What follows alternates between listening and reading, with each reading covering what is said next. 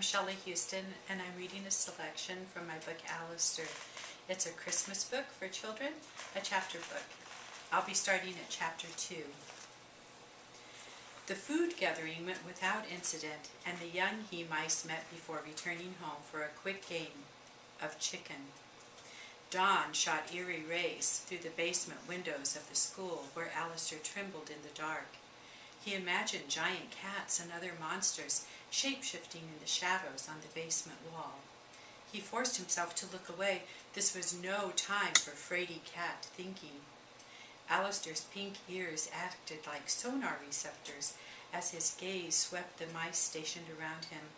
To his right, Dylan and Bob were crouched, frozen, as if in starting blocks. Dylan vibrated with tension. Allister marveled briefly that Dylan's whiskers shook so fast they looked like they were rotating. "Come on, kitty, kitty," Dylan growled. "If I don't get home soon, Papa will find me missing, and that will mean curtains."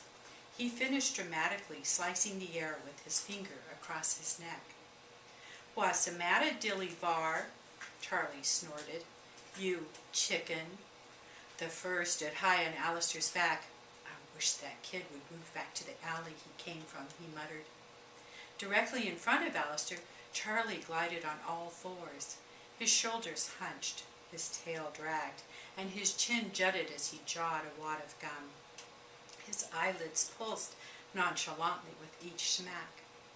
"He thinks he's so cool," thought Allister, but from the sharp cock of Charlie's ears, Allister knew that Charlie had only pretended to be calm.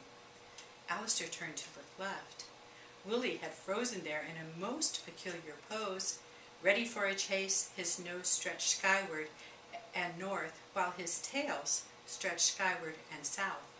Allister suddenly realized that Willie's stance would make him a perfect fountain if water poured from his large ears and mouth.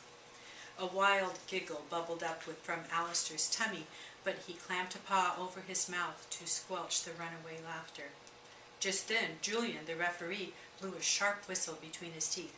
"Okay, relax, men." His voice called out from the lookout post, "The Mew has landed." Mew was a nickname they gave the cat. It meant Milton eats worms. And when Julian said the Mew had landed, he meant the cat had sat down, stopping his approach to the basement. Oh, they all knew this was temporary. Milton did whatever cats do when they venture out at night, but no cat would put his life in jeopardy by being around a schoolyard during the day, especially the first day of school. And even though Milton's lack of brain cells was a humorous subject among the young he-mice community, everyone knew Milton would find his way back to safety in the basement soon after the sun rose. The boys began to complain. "This is so typical," spouted Bob. Allister added, "Milton is so lazy, he can only walk 10 feet before he has to rest." "Come on, guys, stop the chatter," Willie warned. "You know the rules. Only the ref can talk." Willie's love for order stopped them all short.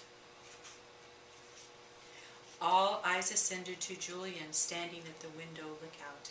His arms were crossed squarely over his chest, his face grim. Silence did follow. No one ever argued with Julian for his post. Authority oozed from his pores as naturally as the oil that gave his black fur a leather-like sheen. Julian turned again to watch for Milton. Allister relaxed his stance. His mind wandered back to last night's dinner, when his father told him he could not play chicken anymore with his friends. Allister's guilty memory ended abruptly with the warning call from Julian. "It's show time!" The lookout's call echoed against the concrete walls, and the game of chicken began again. Now we're going to skip to chapter 9. There was no doubt about it. This was a gray day. A clammy mist smothered the horizon of dirty snow.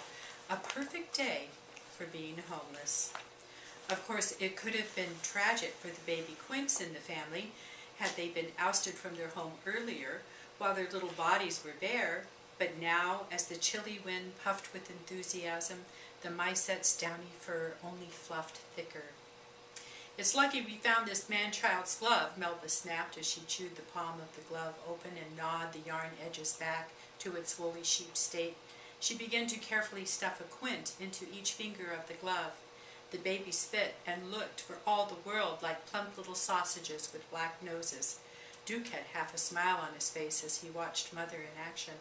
"The glove is the Creator's provision, Melba," he assured her softly. Duke left quietly to hunt for food and a place to stay. Allister was over his anger at losing Alana to Charlie, or even losing his family's home for the second time. In fact, he felt rather like his life was over as he curled around the trunk of a bush under which they were hiding.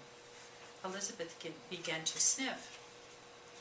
"Please, dear," Mother said, "blow your nose." Allister thought of several snide remarks to make about Elizabeth sniffing, but his damp spirit clammed his jaw shut. He inwardly moaned and tightened his curl into a miserable little ball.